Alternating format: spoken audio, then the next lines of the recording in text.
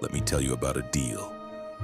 Not just any deal, a spectacularly bad deal. The kind of deal that business schools will study for decades as a masterclass in how to shoot yourself in the foot, reload, and empty the entire magazine into the other foot. Picture this. You're the president of the United States. You've built your entire brand, your entire identity around being a master negotiator. The art of the deal, right? You've told anyone who'll listen that you're the best deal maker in history. That's your thing. That's your whole persona.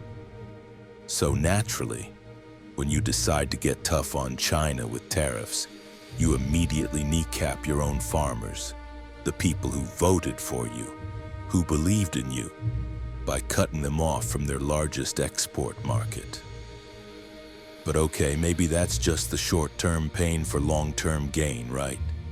Except, here's where the genius really shines through. While American soybean farmers are watching their crops rot in silos, unable to sell to China, watching their life savings evaporate, wondering how they're going to keep the family farm afloat, you decide this is the perfect time to send $20 billion to Argentina. $20 billion.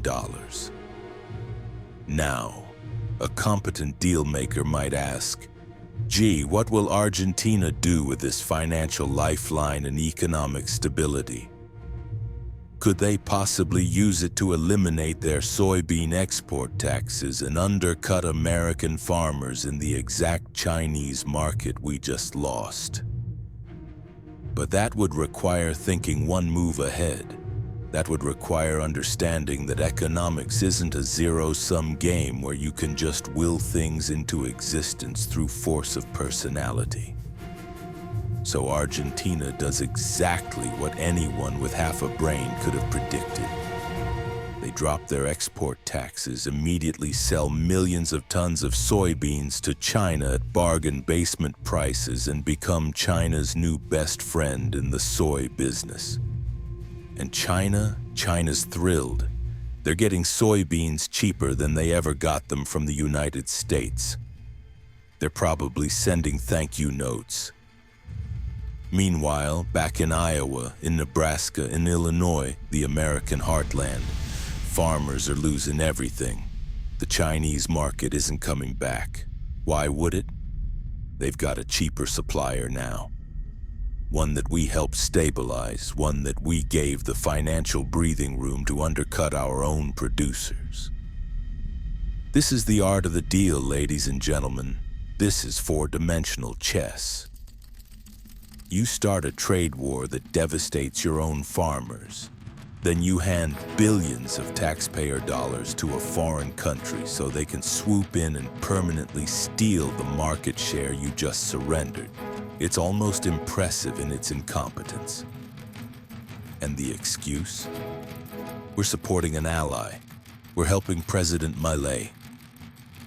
Oh, wonderful.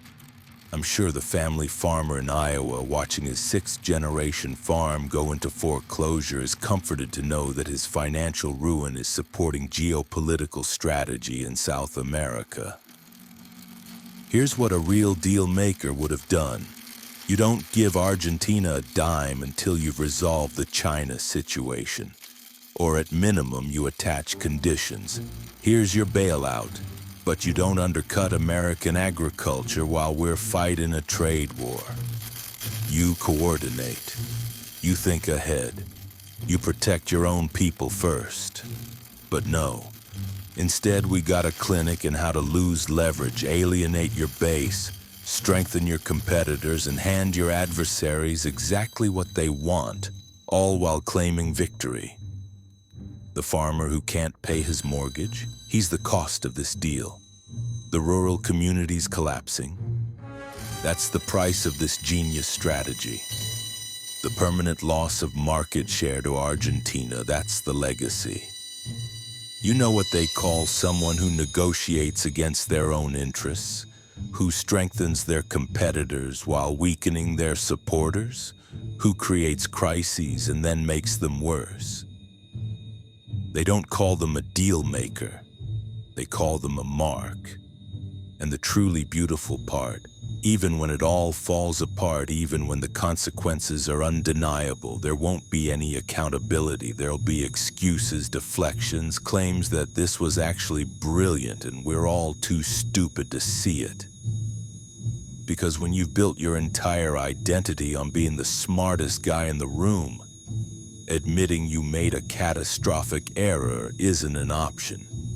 So here we are, American farmers bankrupted, Argentina empowered, China getting exactly what it wanted, $20 billion of taxpayer money lighting the way.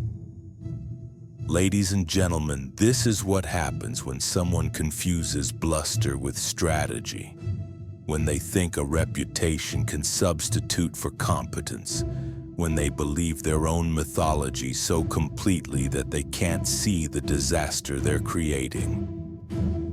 This isn't the art of the deal. This is the art of getting played and charging admission.